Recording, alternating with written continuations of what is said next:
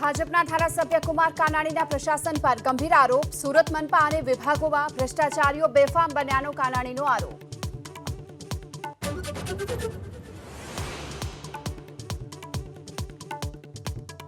હવામાન વિભાગની આગાહી, આગામી 2 દિવસ વરસાદનું રેડ એલર્ટ। સૌરાષ્ટ્ર અને દક્ષિણ ગુજરાતમાં ભારે વરસાદની સંભાવના।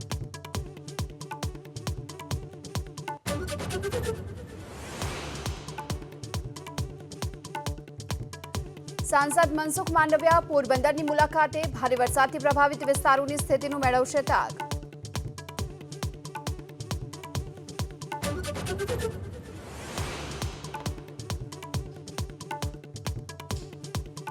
જૂનાગઢના ઘેડ પંથકમાં વંથલી નજીક ઓજત નદીનું રૌદ્ર સ્વરૂપ। ઓજત નદી બે કાંઠે થતા ઘેડ પંથકની વધશે મુશ્કેલી।